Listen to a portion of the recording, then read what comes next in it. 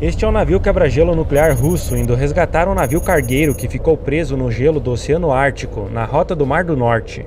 Durante o inverno, o gelo cobre quase que completamente o Oceano Ártico, tendo em média 2,5 metros de espessura, mas passando facilmente dos 3 metros. Não é qualquer navio que consegue quebrar esses blocos gigantes de gelo mais altos que uma casa para alcançar essas regiões. E é para isso que foram criados os navios quebra-gelo. Eles servem para resgatar outros navios, abrir canais, fazer patrulha, fazer pesquisa e até mesmo turismo. Um navio de carga padrão possui um bulbo na proa, como vimos no vídeo que fiz sobre isso aqui no canal. Se ele encontrar um bloco de gelo bem espesso, vai bater de frente e não vai quebrar. Para abrir uma rota navegável para eles, existe um tipo especial de navios, chamados de navios quebra-gelo. Eles quebram o gelo basicamente de duas formas. Quando o navio entra em contato de frente com um bloco de gelo, aplica uma força axial sobre ele, ou comprimindo. Isso aumenta as tensões de flexão sobre o gelo. Se essas forças forem grandes o suficiente, ele poderá sofrer uma flexão vertical, ou seja, ele irá se curvar, o que é conhecido por flambagem. Não essa flambagem, essa flambagem. Isso porque, apesar de o gelo ser quebradiço, blocos de gelo extensos possuem um certo grau de comportamento elástico por causa das moléculas de água, similar a uma chapa de metal.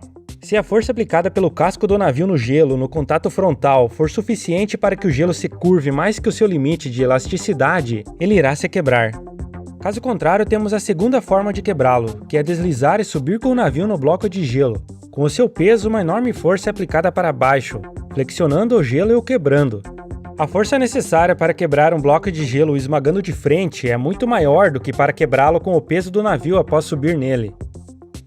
As placas de gelo mais finas são geralmente quebradas esmagando de frente mesmo, mas para as mais espessas, que podem facilmente chegar a 3 metros, ele desliza e sobe para quebrar com um enorme peso.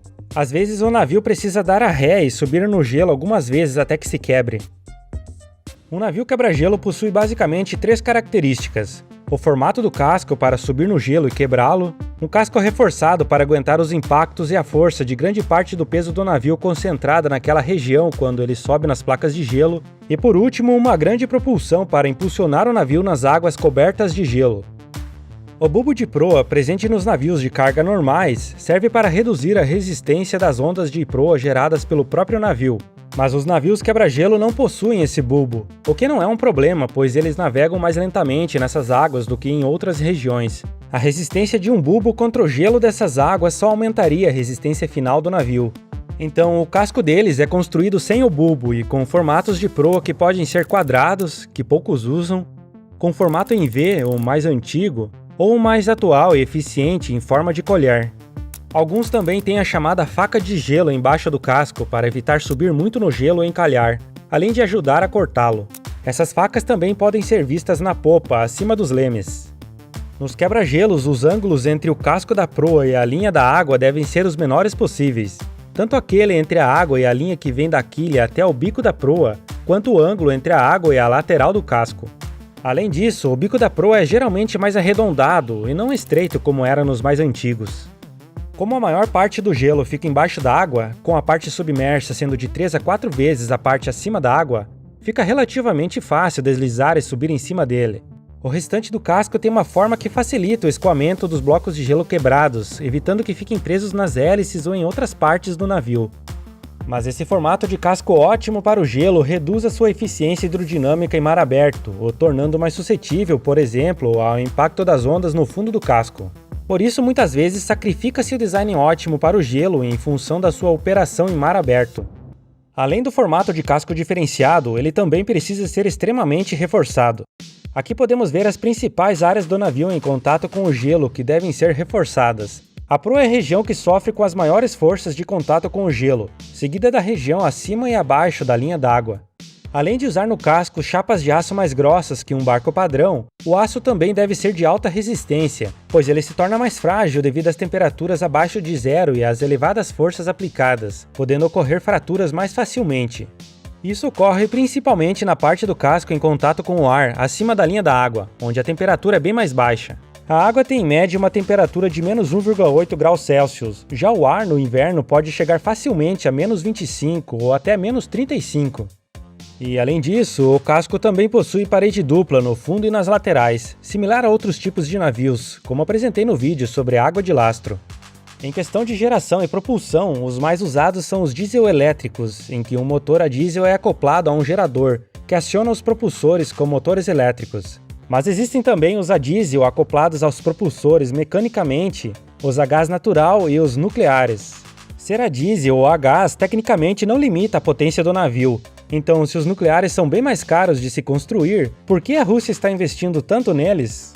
Pela autonomia e eficiência. Eles podem ficar mais de 7 anos sem reabastecer combustível, ficando limitados apenas pelo reabastecimento de comida, que dura em torno de 6 meses, mas que pode ser feito por helicóptero ou outra embarcação de apoio.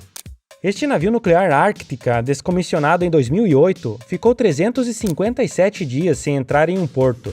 Isso é praticamente um ano. Veja só este caso. Se esse navio nuclear russo de 55,2 megawatts fosse movido a diesel, consumiria mais de 100 toneladas de combustível por dia. Mas, como ele é nuclear, consome menos de meio quilo de urânio no pior dia, quebrando gelo de quase 3 metros e com velocidade constante. Isso significa que navios mais potentes podem ser construídos sem carregar um enorme peso de combustível e sem comprometer a autonomia, o que é uma vantagem muito grande considerando a dificuldade de reabastecimento nesse cenário hostil de difícil acesso. E apesar de a construção dos motores e o urânio serem caros, no final das contas o nuclear acaba sendo bem mais econômico. Agora vamos fazer uma comparação para ver como os quebra-gelos são potentes. Esse navio porta-container gigante com 251 mil toneladas de deslocamento carregado, que é o peso dele com carga, possui uma propulsão com potência de 59,36 megawatts e velocidade máxima de 43 km por hora. Esse navio quebra-gelo nuclear da Rússia, o mais potente do mundo atualmente, com um deslocamento de 33.540 toneladas e capaz de quebrar gelo de 3 metros de espessura mantendo velocidade constante, possui 60 megawatts de potência e pode alcançar 41 km por hora. Então, a velocidade dos dois e a potência é praticamente a mesma. A diferença é que o quebra-gelo aplica toda essa força para quebrar o gelo e o porta-container para transportar toda essa carga. Já esse, um dos maiores quebra-gelo a diesel, possui uma potência de 44,8 megawatts e consegue quebrar gelo de mais de 1,8 metro em movimento e alcançar 33 km por hora. Atualmente existem alguns quebra-gelo com 1 ou 2 propulsores montados no casco da proa, funcionando como propulsor e como picador de gelo. Eles vão picando os blocos de gelo já quebrados para reduzir o atrito no casco. Claro que os propulsores projetados para essa finalidade são muito mais robustos que os normais para aguentar os impactos da hélice no gelo, além de serem mais potentes. Eles são capazes de girar 360 graus em torno do eixo vertical, e por isso são chamados de propulsor azimutal, eliminando também a necessidade de ter leme. Em alguns modelos, o motor fica dentro do barco. Em outros, chamados de azipod, o motor, nesse caso elétrico, fica nessa cápsula externa selada, conectado direto na hélice. Um motor menor é usado para fazer o giro de 360 graus. Essa manobrabilidade é muito importante em momentos que o navio pode ficar quase estagnado, situação em que o leme não tem muita utilidade. Outro sistema que tem uma função similar é o propulsor lateral de proa, aqueles fixos embutidos no casco. Muitos também possuem um sistema de geração de bolhas de ar para lubrificar e reduzir a fricção entre o casco e o gelo. Ar comprimido em baixa pressão é bombeado através de orifícios na parte inferior do casco. Conforme as bolhas sobem ao longo do casco, elas expandem e criam uma forte corrente de ar e água do mar entre o casco e o gelo, afastando os blocos de gelo do casco do navio e reduzindo a fricção. E não pense que é pouco, é muito ar que é bombeado. Na maioria das vezes, esse ar possui temperatura ambiente, mas também pode ser ar quente. Além de reduzir a resistência, ele também serve para evitar a formação de gelo na altura da linha d'água, porque ela se eleva com os borbulhamentos, além de gerar um spray de água que ajuda a derreter o gelo. E se por algum motivo o navio ficar parado em alto mar ou em uma doca, a água ao redor pode congelar e prender o navio. Esse sistema pode ser deixado ligado para evitar isso. Ou depois de congelado, entre 10 a 20 minutos após ligado, o navio já consegue se mover. E como os sistemas dos dois lados do navio são independentes, podem ser utilizados como propulsor lateral. O propulsor de proa pode também ser usado para gerar ondas e empurrar o gelo para longe do casco, substituindo o sistema de geração de bolhas ou aumentando ainda mais esse canal de proteção. Alguns navios de carga usam o conceito de duplação, onde ele navega ao contrário, com a popa para frente. Para fazer isso, ele precisa ter o casco reforçado para aguentar os impactos do gelo, e a popa com o formato para poder quebrar o gelo. Também deve possuir propulsores azimutais na parte traseira. Com isso, a turbulência gerada pelas hélices faz o mesmo efeito do sistema de bolhas de ar, além de que também vão picando os blocos menores de gelo quebrado. Propulsores normais operando ao contrário também poderiam ser usados, mas a propulsão é projetada ou para puxar, a mais usada, ou para empurrar. Se for usá-la em reverso, não vai ter a mesma eficiência. Por enquanto, esse conceito de duplação só é aplicado em regiões com gelo de 1,5 m a 2 metros. A partir disso, só com os quebra-gelo. A maioria dos navios quebra-gelo operam de frente, mas existe os chamados quebra-gelo oblíquo. São navios com o casco assimétrico que também conseguem quebrar o gelo com o navio na diagonal, ou totalmente de lado. Com isso, ele abre uma passagem em torno de 50 metros de largura, muito maior que os 25 dos quebra-gelo padrão, permitindo assim a passagem de embarcações bem maiores. Um detalhe é que, com ângulo, esse modelo Báltica consegue quebrar gelo com espessura de até 60 centímetros, já de frente e a ré mais de 1 metro. Ele possui 3 propulsores azimutais, como os que vimos há pouco, permitindo ele se deslocar em qualquer direção. E por fim, os equipamentos e maquinários devem ser projetados para operar em temperaturas abaixo de zero, ou serem protegidos para não congelarem. Com o gelo cada vez mais fino nos últimos anos, muitas empresas de transporte estão se interessando em rotas pelo Oceano Ártico. Há 2 grandes rotas. Uma é a passagem do Noroeste, que passa por cima do Canadá e pelo Alasca, ligando o Oceano Atlântico ao Pacífico. Os Estados Unidos e o Canadá já têm acesso aos 2 oceanos, mas ela também encurta a distância entre a Ásia e a Europa em comparação à passagem do Canal de Suez. A rota entre Yokohama, no Japão, e Rotterdam, na Holanda, o porto mais movimentado da Europa, tem cerca de 20.744 quilômetros através do Canal de Suez e 14.000 através da passagem do Noroeste, baixando de 46,7 dias de viagem para apenas 31,5. A outra é a passagem do Nordeste do Ártico, pelo norte da Rússia, a chamada Rota do Mar do Norte. Essa rota reduz em cerca de 40% a distância entre algumas regiões da Ásia e a Europa em comparação à passagem do Canal de Suez.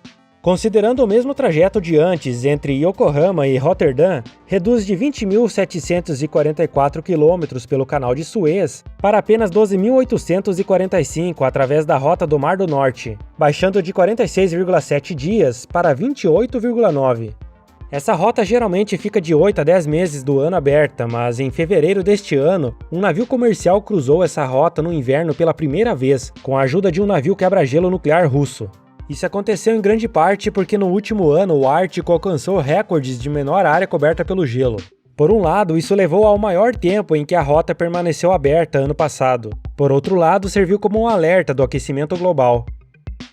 O incidente com o navio Ever Given, que ficou encalhado no Canal de Suez no início deste ano, atraiu ainda mais a atenção para as rotas do Ártico. Soma-se a isso o interesse por cerca de 13% do petróleo e 30% do gás do mundo ainda não descoberto, segundo estimativas do Serviço Geológico dos Estados Unidos. Além de minerais como ouro, prata, titânio, grafite e urânio, presentes no fundo do Oceano Ártico. Os interessados são países com litoral no Oceano Ártico, que são os Estados Unidos, o Canadá, a Rússia, a Noruega e a Dinamarca, e até outros que não têm, como a China, o Japão e a Coreia do Sul. Lembrando que, além dos mares de cada país, a maior parte, por enquanto, são águas internacionais. A China, inclusive, apresentou em 2017 os planos de uma Rota da Seda Polar. Já a Rússia tem um plano de ter entre 20% e 30% da sua produção de petróleo oriunda do Ártico até 2050. Não é à toa que a frota de navios quebra-gelo da Rússia é a maior do mundo. Atualmente ela possui 75 deles em operação, sendo 5 nucleares. Ela tem mais que todos os outros países juntos. Claro que a frota inclui até alguns navios da década de 60 e 70, mas todos esses 75 estão em operação. E ela vem aumentando bastante a sua frota nos últimos anos, tendo atualmente 15 em construção, sendo 5 deles nucleares. Os últimos nucleares, conhecidos como Projeto 22220, são os maiores e mais poderosos do mundo atualmente.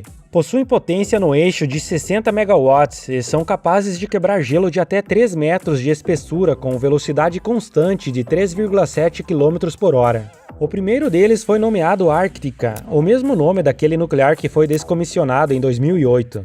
Eles também estão construindo uma nova classe desses nucleares, muito maior e com 120 megawatts de potência no eixo, o dobro do atual mais poderoso. Ele vai ser 10 vezes mais forte que esse quebra-gelo a diesel, também russo. Será o projeto 105010. дедвейтом более 100 тысяч тонн и шириной более 50 метров. Como você ouviu o cara, ele será capaz de quebrar gelo de até 4,1 metros de espessura a uma velocidade constante de 3,7 km por hora, sem parar. Tente imaginar o quão grande é um bloco de gelo com 4,1 metros de espessura. O pé direito da sua casa deve ter em torno de 2,80 metros. E se fizer aquela manobra de dar a ré e avançar algumas vezes sobre o gelo, quebra gelo muito maior. Vai ser um monstro.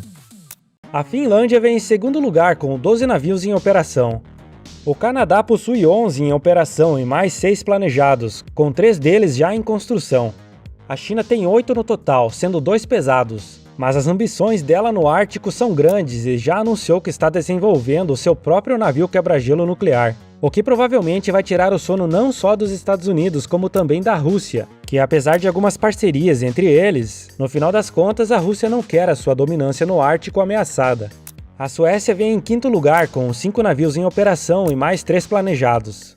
Já os Estados Unidos têm atualmente um quebra-gelo pesado, o USCGC Polar Star, que entrou em serviço em 1976 e está para se aposentar. E um médio, o USCGC Healy, comissionado em 99 e que está atualmente sendo reparado por um incêndio ocorrido nos motores em agosto de 2020. Eles também têm outros 3 com menor capacidade de quebrar gelo, mas já demonstraram preocupações com o avanço da Rússia e da China no Ártico, tendo planejado a construção de mais 3 pesados e 3 médios.